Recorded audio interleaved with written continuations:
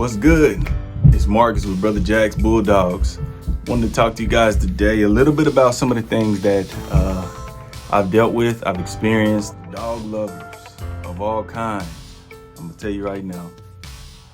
The topic is genetics versus workouts and diet. All right.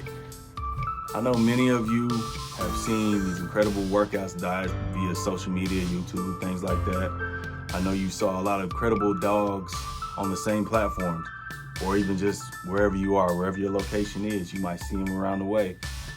A lot of that is great. I mean, it's awesome stuff. It's good information. But the truth of the matter is, from my experience, I'm not a know-it-all. I can learn from you guys just as you can learn from me. But from my experience, genetics trumps workouts all day. And here's why. From my experience, I have kind of done a proxy group on my own dogs. And I'm very specific of the dogs that I do get based upon what they look like, what their parents look like, and what I want them to look like. And so those things really matter, and it should matter to you if you're getting a dog. Genetics versus workouts. The big thing about this is you could feed a if say you want a muscular, athletic dog, you could feed a dog like that trash and they will still show signs and resemble a great, well-tuned dog.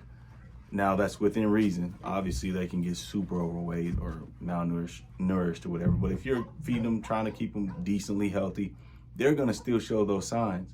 Now if you take a dog that's not genetically sound and has issues and you work it out, you won't get the gains that you're expecting. You won't get the look you're expecting. You won't get the behaviors you're expecting. So this is why I think genetics is more important to me. When looking for a genetically sound dog or a dog that you prefer the look of, don't fall in love with kennels. Don't fall in love with lines, big names. The list goes on and on, colors, stuff like that. Don't fall in love with that and expect for everything to work out, okay? Sometimes we're loyal to a fault to the idea of something rather than what it actually is. I've had people look at dogs and say, oh man, I'm gonna have this, I'm gonna have that. And I'm looking at the parents, I'm like, you're not gonna get that because the parents don't even possess those traits that you're looking for. So the idea of the dog was more important than what you're actually getting. Don't fall into that trap.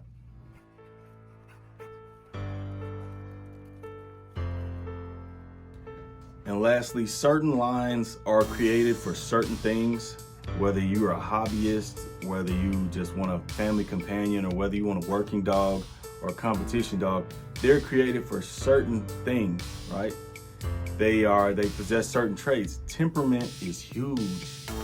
So if you're looking for a family dog, don't go out and get this cool looking dog who's had the history in his parents' line or its siblings of being aggressive with people or other animals. It's not gonna work out for you. But if that's something you're looking for, a dog with drive, and you feel like you can control and maintain and kind of teach it when to use those traits, well, by all means, that's the dog you want. You want something that's got a little drive, a little grit to it, something that's not afraid to get nasty when it's time. Well, that's the dog for you. But don't look at, oh, I like that dog, it looks good. Oh yeah, oh, it's this breed, it's an American Bulldog. Oh yeah, I need that. I'm gonna get that and I'm gonna teach it to do this. And then you get it and the puppy grows up and shows none of those signs or traits, has none of the traits you wanted. And so you kind of stuck with this dog like, man, I like him, he's nice, but he don't even do what I wanted him to do. And that's why it's important to know the dog's genetics and don't be so focused on, unless you're getting into competitions and things like that, don't be so focused on papers and all that. Look at the parents' history. Look at the lines, look at the siblings, look at whatever information you can get. And does the dog have great structure? Look for structure. Those things matter.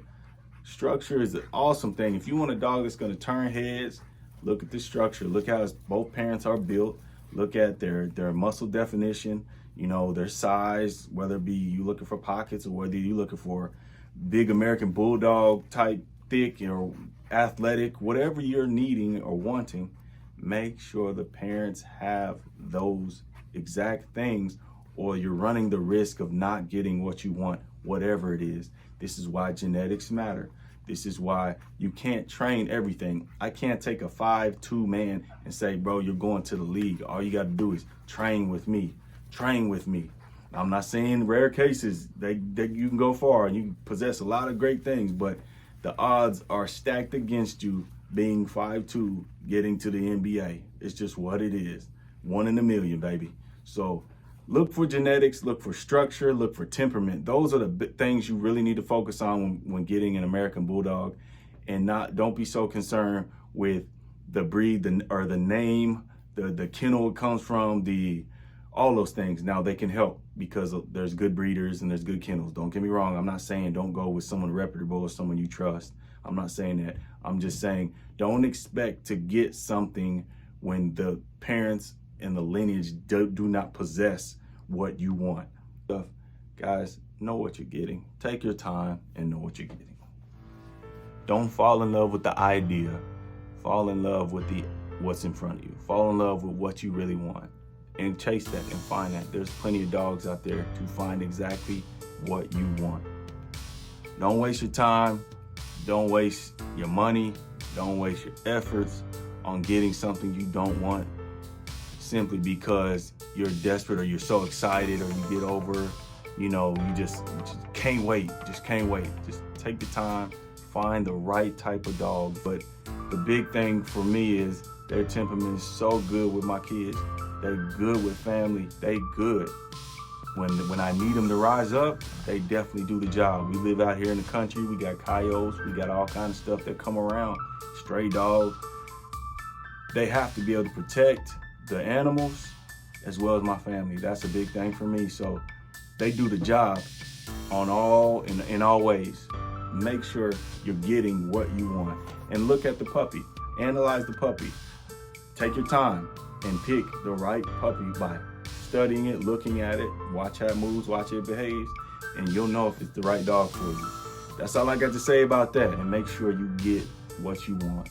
You'll be happier. You'll save time and money by getting what you want. Don't fall in love with brands. It's like getting a nice pair of shoes that don't fit good and they ugly.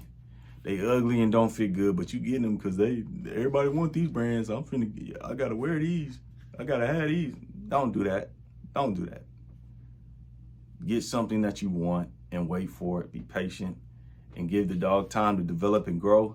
Love it through its process, train it through its process, and it'll work out for you. Like I said, I couldn't be more happier with every one of my dogs.